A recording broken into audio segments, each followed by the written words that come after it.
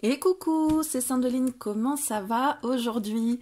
On se retrouve pour une nouvelle vidéo et comme vous pouvez le voir, nous allons parler aujourd'hui de ce livre Ombre et lumière du tarot de Carole Cédillo. Attention, c'est un petit pavé, mais je n'en parlerai pas pour autant pendant 3 heures. On va faire ça relativement rapidement. Avant de commencer, par contre, je tiens à vous remercier toutes et tous qui êtes derrière votre écran là parce que vous me boostez, vous me donnez vachement d'énergie pour vous proposer toujours plus de contenu et ça c'est important pour moi, donc merci infiniment d'être là. Merci aussi aux nouvelles personnes qui nous rejoignent peut-être aujourd'hui, donc bienvenue dans la team si c'est le cas. Vous verrez sur ma chaîne que je fais des vidéos comme celle-ci, des reviews, que je fais des tirages bien sûr, mais que je fais aussi surtout, et ça va être surtout le cas en tout cas, mais des vidéos d'apprentissage, donc des exercices, des vidéos un peu plus longues, des vidéos sur des symboles. Ce livre va être là pour vous aider sur les symboles. Je voudrais aussi vous préciser que je vais faire tous les lundis le tirage au sort d'une question pour y répondre. Et je l'ai précisé dans une seule vidéo là pour le moment, donc pour le moment je n'ai pas de questions pour y répondre. Alors ce serait bien de m'en envoyer, soit par mail si vous voulez que ce soit fait dans l'anonymat, on vous appellera monsieur truc ou madame machin, c'est pas grave, ou alors sous la vidéo, en commentaire, sous n'importe quelle vidéo, je suis notifiée quand vous mettez un commentaire et je vous réponds. Donc voilà, pensez à le faire si vous voulez en tout cas avoir un tirage gratuit, y en a qui préfèrent peut-être payer, je sais pas, mais en tout cas, voilà, c'est une offre que je vous fais et ça me fait plaisir, donc voilà, profitez-en. Et du coup, pensez à vous abonner aussi et surtout cliquez sur la cloche si vous voulez recevoir les notifications des prochaines vidéos parce que surtout si vous posez votre question, ce serait dommage de ne pas savoir quand la réponse arrive, ok? Ceci étant dit, 2 minutes d'intro, on va passer au livre. Donc je vous fais des petites vidéos maintenant sur les symboles des cartes. On a fait le sceptre, on fera là bientôt la tiare, le livre, la lune, voilà, de manière assez intuitive. Vraiment, sans aller chercher dans les bouquins les significations des symboles compliqués, etc. C'est juste de manière intuitive pour pouvoir saisir l'essence de la carte de manière intuitive. Et je vous disais que si vous voulez aller plus loin dans l'interprétation des symboles, parce que là, ça vous intéresse et vous avez envie d'en apprendre plus, eh bien, vous pouvez le faire, mais pas tout en même temps, sinon vous allez gerber de connaissances et vous n'allez plus rien retenir. Ce bouquin fait partie des bouquins qui peuvent vous aider, sachant que vous avez toujours Internet, vous faites votre recherche sur le sceptre de l'empereur dans le tarot, et puis vous trouverez. Mais ce livre est bien, alors il faut certainement pas le lire tout d'un coup. Ce que je trouve bien, c'est, vous voyez, on a pas mal de symboles. Et moi, ce qui me permet de retenir les choses, c'est le visuel. Donc de repérer dans une carte, là il y a ça. Je vous montre une carte, j'en ai une là, voilà. Les enfants veulent dire ceci. Le soleil, il y a du vert là, il y a du rouge là. Ça me permet de savoir ceci, cela. Je suis pas obligée de tout savoir en même temps, mais d'observer, de me dire, voilà, le soleil, c'est de la lumière, c'est une carte lumineuse. Ah, tiens, il y a des petites gouttes là. Qu'est-ce que c'est les petites gouttes? J'ai envie de savoir, je vais me renseigner, ok? Et donc, ce livre... et ce genre de choses. Alors, je vous préviens, il est quand même... c'est pas le plus lisible. C'est un langage assez soutenu. Donc, si vous avez envie de lire à quelque chose d'un peu léger, fluide, c'est pas le cas. Il est très, très, très érudit, ce tarot. Vous voyez, d'ailleurs, vous avez une annexe, non, pas une annexe, un lexique, non, je sais plus, un sommaire, c'est écrit en gros ici, qui vous donne plein de choses. Pas mal de choses sur l'art du tarot déjà, vous voyez, on vous parle des concepts jungiens, donc il y a quand même des choses, c'est pas la peine forcément d'y lire, sauf si ça vous intéresse, encore une fois, les lettres hébraïques, plein de choses comme ça, et des bases, et ensuite, vous allez pouvoir aller rencontrer les différents arcanes majeurs. Et ce que j'aime bien, c'est qu'on rencontre ici les arcanes mineurs. Et il s'agit du tarot de Marseille. Et je trouve que c'est assez rare, les livres où on va rencontrer le tarot de Marseille, les mineurs, de manière visuelle. Parce que je vous disais bien que ce qui me permet d'intégrer, moi, c'est le visuel. Et je pense que c'est une bonne manière d'intégrer. Donc c'est pour ça que je trouve vachement bien fait. Et ensuite, on a l'art et la manière de tirer, en fait, avec plein de d'exemples de tirage. Donc voilà, petite préface, comme d'habitude, un petit mot au lecteur pour nous parler justement qu'il s'agit... là, comme ça. Les lames de tarot nous interpellent, elles font apparaître certains détails, les suggèrent ou au contraire les dissimulent, ou peut-être encore les laissent émerger de notre imaginaire. Donc c'est vraiment sur cette... en abordant les lames de tarot de cette manière que le livre est fait, d'accord? Donc on va vous parler d'hermétisme, on va vous parler de ce que contient le mot Torah, donc il y a beaucoup d'érudition aussi, le tarot. Vous avez les lettres hébraïques, vous avez pas mal de choses très théoriques, hein, voilà. Donc vous lisez ou vous voulez pas le lire. En fait, pour moi, tous les bouquins de tarot, c'est comme ça, hein. C'est quand on apprend quelque chose... quand vous étiez à l'école, peut-être, vous n'avez pas vu tous les cours d'histoire, par exemple, d'un coup. Hein. Vous avez fait d'abord la préhistoire, ensuite vous avez fait l'Homo sapiens et compagnie, aussi comme ça, petit à petit, jusqu'à nos jours, et encore à chaque fois petit à petit. Donc voilà, c'est comme ça qu'on fait, normalement, pour apprendre.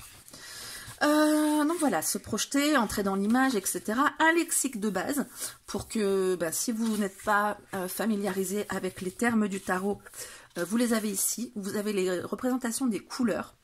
Je trouve, pour une fois, en tant que spécialiste de la couleur, c'est assez cohérent. On vous parle des nombres, ok. On vous parle du corps humain, la tête, le cou, donc c'est là où ça devient intéressant, parce qu'on peut se poser la question par rapport aux arcanes. Tiens, pourquoi cette personne, elle a les mains nues, les mains gantées, des mains cachées, voilà. On parle du toucher, comment prendre, comment communiquer, donc voilà, ça c'est pour les questions qu'on peut se poser sur les parties du corps. L'espace dans la carte, comment il est réparti, hein, que ce soit la droite et la gauche, le haut et le bas, les postures, les attitudes. On parle des animaux dans le tarot, donc ça, je trouve ça super intéressant. Donc vous allez avoir ces animaux-là, hein, l'aigle, le cheval, les animaux créatures, avec l'arcane 10, le lion, les humains, aux attributs d'animaux, etc. Tout est dans tout, le tarot fait partie de ce tout, et il se fait fort de le manifester. Et donc voilà, je ne vais pas vous montrer toutes les pages non plus, mais on commence par un arcane. On vous parle de cet arcane, de manière assez approfondie, et on va quand même, enfin approfondie. Il n'y a pas beaucoup de choses, mais comme je vous disais, le langage est quand même assez soutenu. Vous avez l'archétype masculin, le nombre, l'élément auquel il se rapporte, la lettre hébraïque, et différents symboles. Donc si ça vous intéresse, vous pouvez aller voir, tiens, je prends la carte du battleur, pourquoi il a un bâton dans la main? Et bien voilà, le feu et le bâton. Est-ce que je vous lirai un petit extrait pour vous montrer? Voilà, on a Mercure, on a la besace, le chapeau, vous voyez, donc on peut vraiment aller voir selon... Et on a aussi la mythologie, je trouve ça super intéressant. Selon le symbole qu'on a envie de découvrir, on a tout. Et ensuite, vous avez aussi le résumé de l'arcane, si vous voulez juste aller voir les significations de l'arcane. On va lire par exemple, allez, le chapeau. Rappelons sa symbolique de manière générique. Il est associé à la couronne. Sur la tête, il indique la pensée, les idées, les concepts, l'esprit dans son sens le plus large. Le chapeau protège, il permet une identification en fonction des traditions et des cultures religieuses. Il s'avère être une marque de respect, qu'il soit porté ou non. La forme du chapeau du battleur s'apparente au signe de l'infini, le lemniscate. Sans commencement ni fin, le battleur incarne l'éternel retour, la vie sans cesse et à jamais recommencer. Bon, vous voyez, en fait, le langage, il n'est pas si soutenu que ça. C'est vrai que moi, j'ai lu plutôt les trucs... Quand j'ai lu les trucs jungiens, je me suis dit, oh là là. Donc voilà, pour chaque arcane, c'est la même chose. La papesse associée au cancer, visiblement. Le feu intérieur, être assis debout. Voilà, bon là, je suis avec mon marque-tapage. Et puis, j'en ai un autre derrière. Je vais peut-être les enlever, ce sera plus pratique. Donc ça, pour toutes les arcanes. Hein. Tous les arcanes, pardon. Et après, pas tous les faire. Vous voyez, là je me demandais par exemple le soleil, les rayons. On a l'astre solaire ici.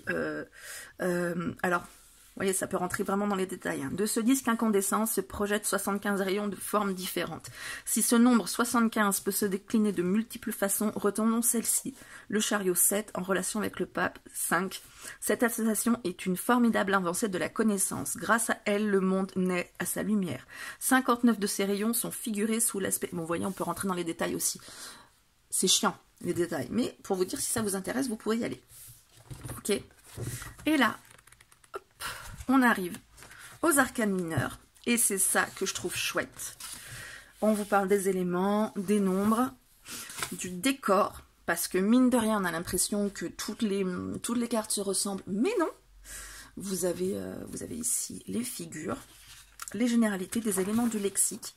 Et en fait, on nous parle, donc on a des illustrations couleurs aussi, ça c'est pas toujours donné.